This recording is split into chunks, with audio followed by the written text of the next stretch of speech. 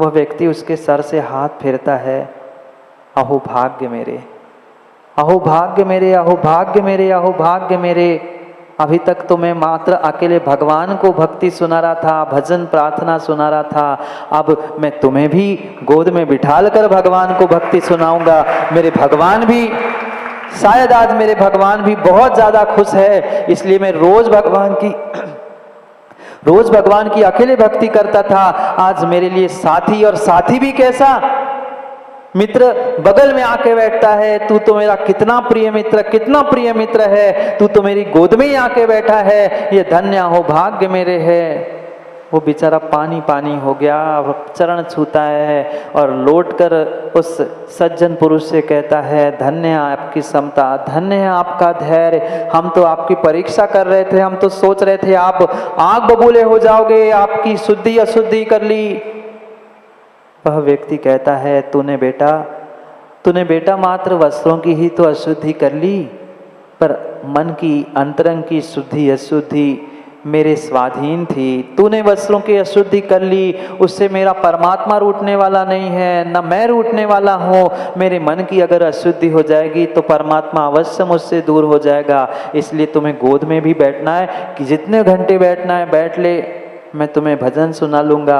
अकेला भगवान भी शायद सुन के थक गया होगा, इसलिए भगवान ने ही अपनी प्रतिमूर्ति गोद में बिठाने के लिए भेजी हो, मैं तुम्हें भी भजन सुना दूँ। कौन बैठ सकता था इतनी प्रेम से बात करने पर? कौन दुर्जन इतने प्रेम से बात करने पर बैठ सकता था? वो तो बात की बात है कि उन्होंने क्या किया, वो सब भिन्न विषय है, पर सोचो समझो, क्या इतनी धैर्य हमारे भीतर है? माँ, इतने समता परिणाम हमारे पास है? नहीं है। और नहीं है तो हमारा जीवन कभी भी नेक होने वाला नहीं है। जब जब कषायों के उदय के निमित्त से हम विपरीतताओं को प्राप्त कर लेते हैं, ज्ञानियों ध्यान रखना, हमारा जीवन पुनः पुनः फेक और फेक ही हो रहा है, नकली हो रहा है। कभी असली इंसान बने, कभी असली धर्मात्मा बने, कभी अपने जीवन को नेक बनाते हुए असली जिंदगी, असली जीवन को समझने का प्रयास तो करे, पर क्या करे? इतना धैर्य किसी के पास है ही नहीं है। वह शूद्र आके छूने का तो छोड़ दो, घर का बेटा भी आकर छू के जाता है तो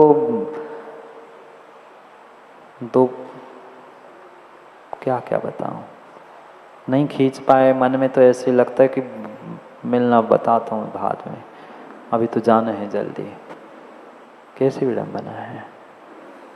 थोड़ा सा अपने आप पर काबू करने का प्रयास करो, अपने आप को संभालने का प्रयास करो, क्योंकि आचार्यों ने लिखा है, माध्यस्थ भावम विपरीत वृत्ते, विपरीत वृत्ति मिलने पर, विपरीतता आने पर, कष्ट दुख के दिन आने पर, दुर्जनों के मिलने पर भी हमें माध्यस्थ तटस्थ रहने की आवश्यकता। और जितने आप माध्यस्थ तटस्थ रहोगे, सुख दुख राग द्वेष इन सभी परिणति से दूर रहोगे, विश्वास मानना उतनी ही तुम्हारी कीमत इस संसार में बढ़ती जाएगी।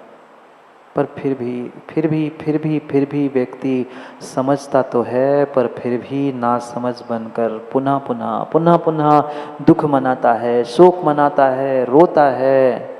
क्यों रोना माँ व्यर्थ में? क्या रोने से कर्म का आश्रय नहीं होता? जानते हैं, हर कोई जानता है। फिर जो जानते हैं मानो भी तो, जो जानते हैं वो मानो भी तो। क्यों व्यर्थ में रोना? जितना रोगे, जितना बिलकोगे, जितना दुख और शोक को प्राप्त करोगे, उतना अधिक असाता वेदनी का दुख का आश्रय हम अपने लिए करेंगे। इसलिए मन की शुद्धि के लिए यहाँ समता परिणामों को मुख्यता से कह रहे हैं आचार्य काम कुमार नंदी महाराज कि जीवन में अंतःकरण से उन साम्य भावों को धारण कर लो, समता परिणामों को धारण कर लो। क्योंकि संसार में अगर कोई सबसे बड़ी साधना है तो अपने परिणामों को संभालने की साधना है। शरीर को तो यूं ही कोई भी संभाल लेता है, शरीर को तो यूं ही कोई भी संभाल लेता है। क्या उस डमरू बजाने वाले को नहीं देखा रोड पे? आज तो नहीं होते रोड शो, आज नए तरीके से होते हैं। कभी आता था, देखा कभी आप लोगों ने? अरे सर्कस तो देखी होगी, सर्कस तो देखी होगी ना। एक लंबी रस्सी पर वो पूरे शरीर को साध कर चलता है। वो इतनी सी थाली लेकर, इतने सी ग्लास लेकर, अरे वो बंदर, एक वो स्वान, कुत्ता भी तो सर्कस में नहीं देखा, इतने से डिब्बे में एक टांग पे खड़ा होता है। तो शरीर को साध लिया, शरीर से साधना की, कौन सी बड़ी साधना की? वो भी साधना आवश्यक थी, है, पर साथ में उससे अगर कोई विशेष साधना है तो ये समता परिणामों की साधना है। समता परिणामों की साधना है। एक बार उतना शरीर आप साध पाओ ना साध पाओ, सर्कस के उस डमरू बजाने वाले के समान, पर अपने परिणामों को, अपने भावों को संभालने का प्रयास करो, संभालने का प्रयास करो। सुख भी आएंगे, दुख भी आएंगे, पर इन सुख दुख में हमेशा हमेशा हमेशा अपने आप को धैर्य के साथ, धीरज के साथ समता परिणामों की ओर ले जाना, यही जीवन भर का सम्यक पुरुषार्थ हो सकता है। ये बहुत बड़ा साम्य धन है जो साधु के पास होता है।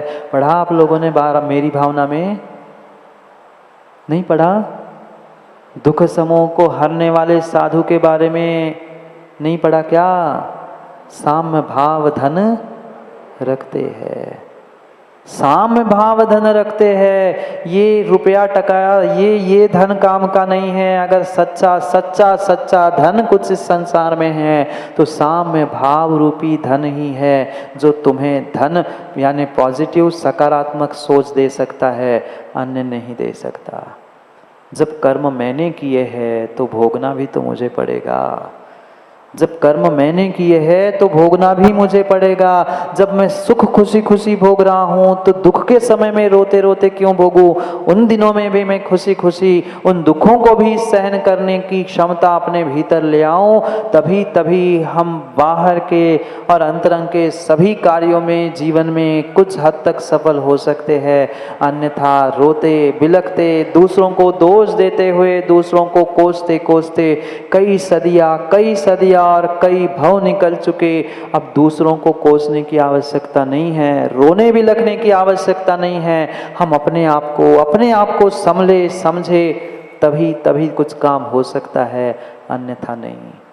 और यही पुरुषार्थ करने के लिए प्रेरणा दे रहे हैं, यही नीति सिखा रहे हैं। अपने भावों को, अपने परिणामों को, अपने मन को स्वस्थ करने के लिए एकमात्र सूत्र है समता, साम्य भाव।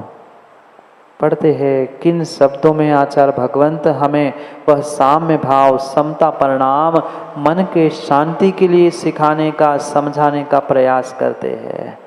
कुछ समझ में आएगा तो विश्वास मानना, कुछ न कुछ जीवन से रोना बिलखना कम हो सकता है, अन्यथा होने वाला नहीं है। पढ़ते हैं मिलकर एक श्लोक को, जहाँ समता साम्य भाव की बात आचार्य भगवंत कह रहे हैं। ये नापि केनापि नयेन धीरैर्धार्येत स्वान्तः करणेषु साम्यं, नो निर्विकारा समता विनाश्यो, साम्यं हि सम्यक् संसाधनीयम्।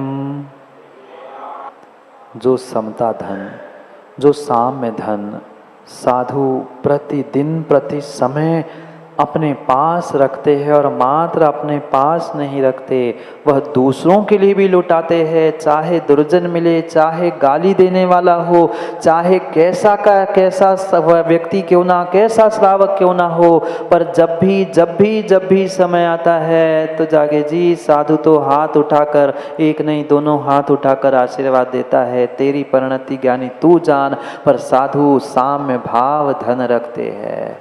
साधु जब इतने साम्य भाव धन रखते हैं तो हम धन नहीं, कम से कम साम्य भाव संसाधनीयम, साम्य भाव साधने का, प्राप्त करने का पुरुषार्थ तो करे। जैसे बने ये नापि के नापि नयन धीरे, जैसे बने जैसे बने जैसे बने, जिस किसी प्रकार के द्वारा, जिस की दृष्टि के द्वारा, जिस किसी नैनों के द्वारा, नैन मतलब मात्र ये आंखें नहीं, जैसे नैन, जैसी सोच जिस प्रकार से बने, धैर्य धीरज से, धीरज धारण करते हुए, धारयति स्वांत करणेषु साम्यम, जैसे बने जीवन में अंतःकरण से साम्य धारण करे, समता परिणामों को धारण करे, क्योंकि नो निर्विकारा समता बिना स्यु, समता के बिना, साम्य भाव के बिना आप निर्विकार हो नहीं सकते। आप निर्विकार नहीं हो सकते, आप निर्विकार नहीं हो सकते। अगर निर्विकार होना है, अगर संसार के दुखों से छूटना है, पापों से दूर होना है, तो नियम से समता, समता, समता और समता के बिना आप कुछ भी संसार में प्राप्त नहीं कर सकते। अरे उन महापुरुषों की, महासतियों के बारे में सोचो ना। मैं पुनः पूछ दूं, कौन सी अग्नि परीक्षा देनी पड़ रही है आज?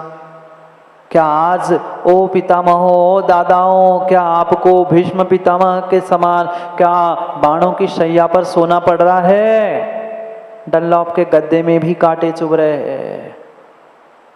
कैसी विषमता है। कोई नाम के लिए भी दुख नहीं है, सुख सुविधाओं का भंडार भरा है, पर फिर भी वह सुख में दुख में कूलना फूलना, रोना रुलाना, यही जीवन का तरीका आज बन चुका है। और इसीलिए कह रहे हैं, ये नापी के नापी, जैसे बने, जिस प्रकार से बने, जैसे संभव हो, वह अपने भीतर उस धैर्य को धारण करो।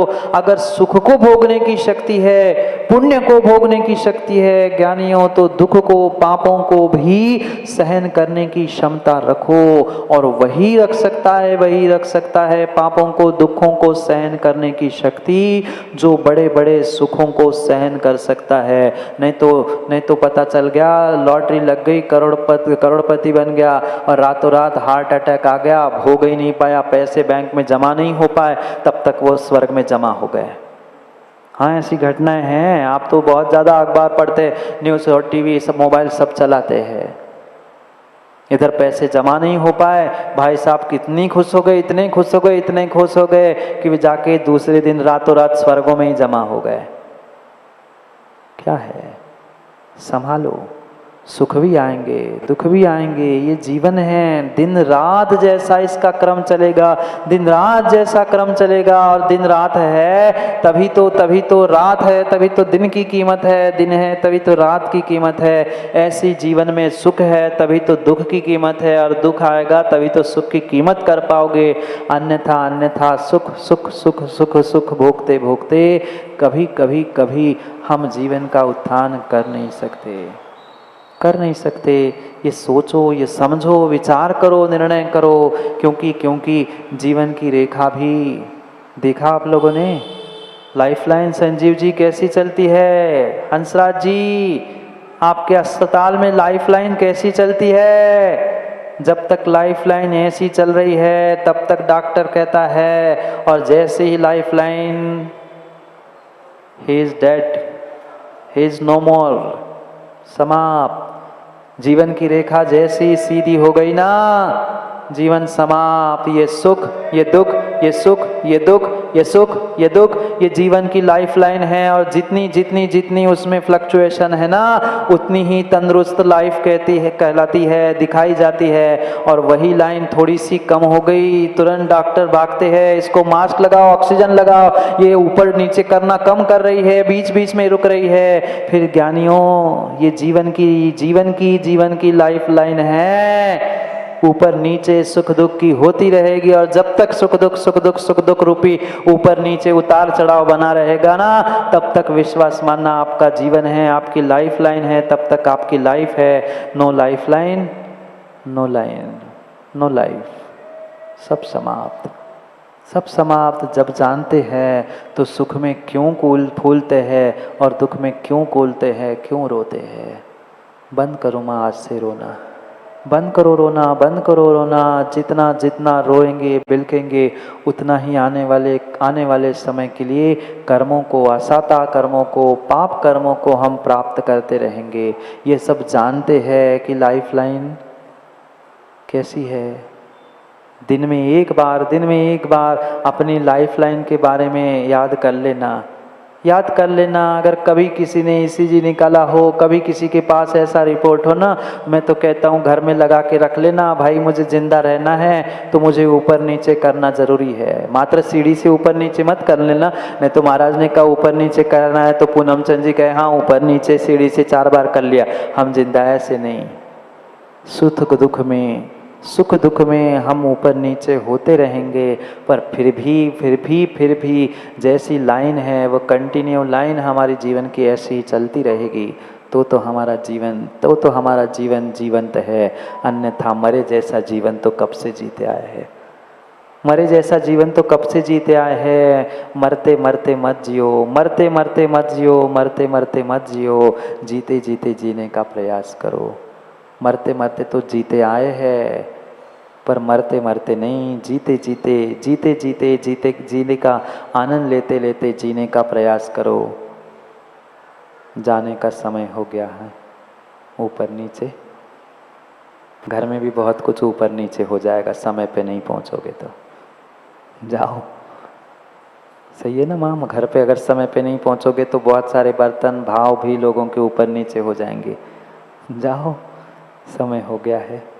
ऊपर नीचे होने का नहीं, ऊपर ऊपर होने का। मत हो नीचे, पर जीवन है तो सुख दुख है। छोड़ दो रोना धोना, और जो ये निर्विकार अवस्था को समता परिणाम देने वाले है उसे प्राप्त करो। क्योंकि साम्यम ही सम्यक संसाधनीयम, ये समता ही प्राप्त करने योग्य है। समता के लिए ही सम्यक प्रकार से पुरुषार्थ करने की आवश्यकता है।